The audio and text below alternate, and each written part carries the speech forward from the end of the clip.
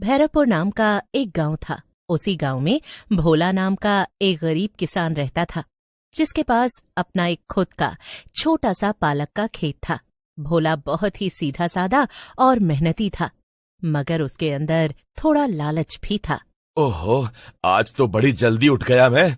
क्या करूं? खेतों में जाकर वहां के हाल ही देख लेता हूं।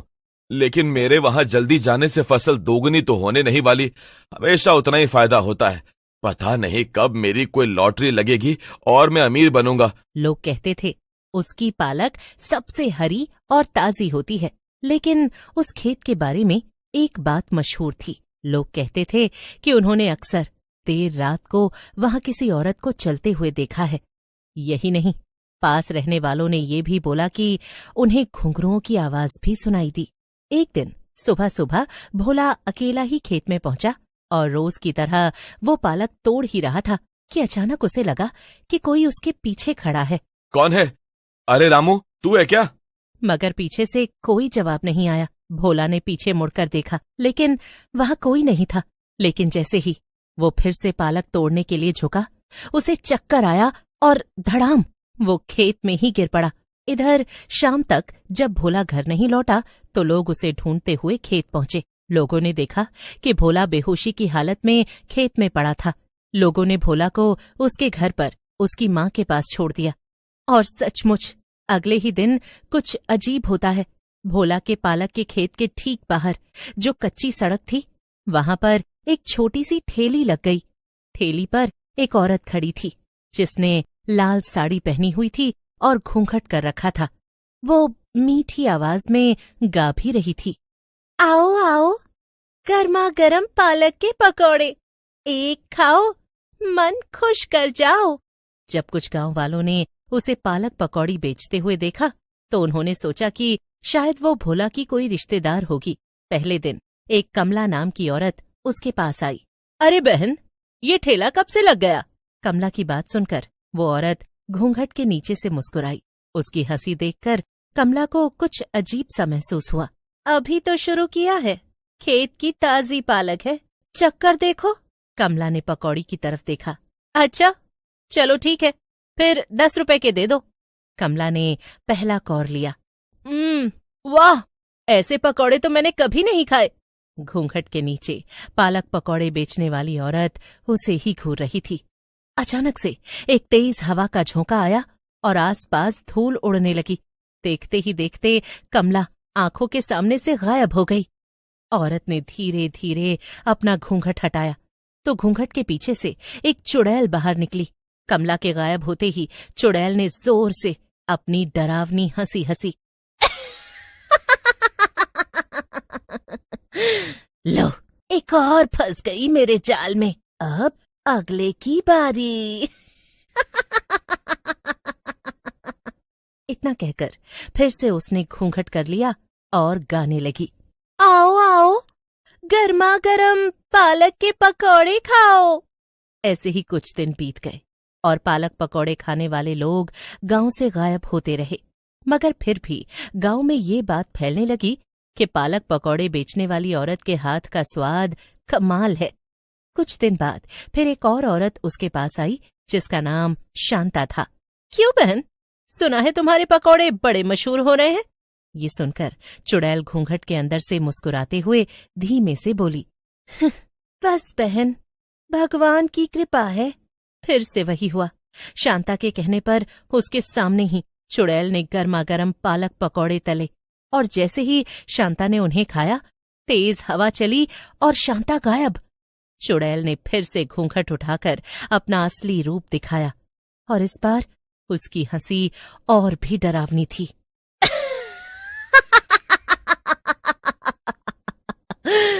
पालक का स्वाद, जान का इनाम।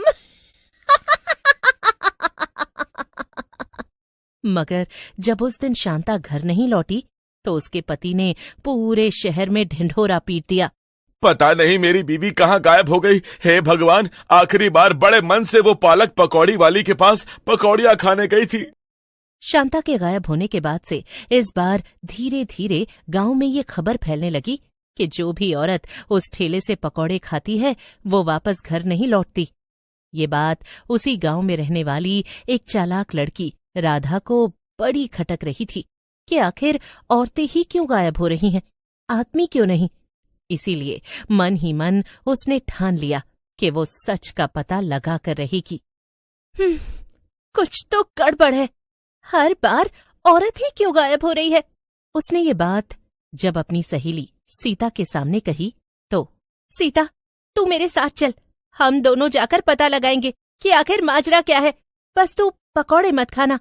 अच्छा, मगर बाकियों की तरह हम भी गायब हो गए तो? ओहो, कुछ नहीं होगा, मैं हूं ना, चल अब चलते हैं। दोनों सहेलियां साथ में खेत के बाहर पहुंची। ठेला वहीं था और वो घूंघट किए हुए चुड़ैल भी। दोनों सहेलियों को देखकर चुड़ैल घूंघट के पीछे मुस्कुराती है और कहती है, आओ बहनों, गर्मा गर्म पकौड़े खाओगी? कितनी प्लेट लगा दूं? सिर्फ 10 रुपए की प्लेट है। अच्छा, बड़ा सस्ता बेच रही हो तुम तो। हाँ, और क्या, ताकि सब कोई खा पाए। बड़ी ही नेक दिल लगती हो। चलो ठीक है, लगा दो 2 प्लेट। राधा के इतना कहते ही चुड़ैल पकौड़ियां तलने लगती है। बहन, वैसे तुम ये पालक कहाँ से लाती हो? यहीं खेत से। अच्छा, भोला काका के खेत से? मगर वो तो अभी बीमार है, आप क्या उनकी रिश्तेदार हो? तुम पहले तो कभी नहीं दिखी इस गांव में। हाँ, उसकी पक्की सहेली हूँ, बहुत पुरानी पहचान है हमारी। लो, पकौड़े भी बनने वाले हैं, अभी गर्मा गर्म खिलाती हूँ। लेकिन तभी सीता धीमे से राधा को बोलती है, मुझे कुछ ठीक नहीं लग रहा राधा, उसका हंसना अजीब है, चल वापस घर चलते हैं। क्या? मगर पहले स्वाद तो चखो, इतनी दूर से आई हो। लो, पकौड़ियां खाकर बताओ कैसी बनी हैं। मुफ्त में दे रही हूँ। नहीं नहीं, अगली बार, अभी नहीं, घर पर काम है, फिर कभी सही। मगर अचानक से पकौड़ों की खुशबू हर तरफ फैल गई। खुशबू की वजह से सीता खुद को रोक नहीं पाई और उसने ना चाहते हुए भी एक पकौड़ा उठा लिया। नहीं सीता, मत खा, फेंक दे उसे। लेकिन बहुत देर हो चुकी थी। सीता ने पकौड़ी खा ली और उसे खाते ही उसकी आंखें अजीब हो गईं। उसकी पुतलियां लाल सी दिखने लगीं। वाह, ये तो बहुत चटपटी और मजेदार है, तुम भी खाकर देखो राधा। अचानक से तेज हवा चली और देखते ही देखते सीता गायब। राधा का दिल जोर जोर से धड़कने लगा। सामने खड़ी चुड़ैल ने घूंघट ऊपर किया और अपना असली चेहरा दिखाया। बचाओ, चुड़ैल, कोई है क्या? मैं इस खेत की असली मालिक हूँ और अब इस पालक पकौड़े के ठेले की भी। सब कुछ मेरा है अब, और देखना, कुछ समय में इस पूरे गांव की मालकिन बन जाऊंगी।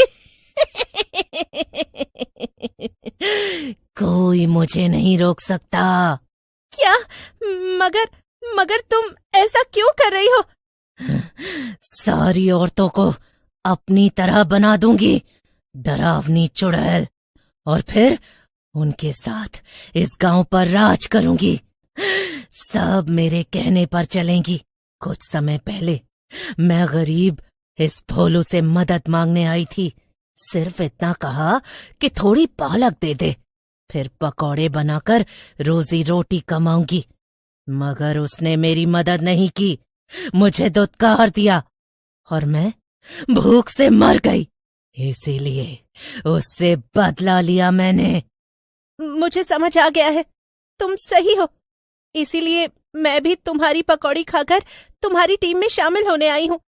जैसे ही चुड़ैल कढ़ाई में तेल गर्म करती है, पीछे से राधा चुपके से पास आती है और राधा उसे उसी तेल में धक्का दे देती है। चुड़ैल संभल भी नहीं पाती। पकौड़ों के साथ साथ चुड़ैल भी जलकर राख हो जाती है। सभी गायब हुई औरतें वहां पर वापस आ जाती हैं और उधर भोला की बीमारी भी ठीक हो जाती है।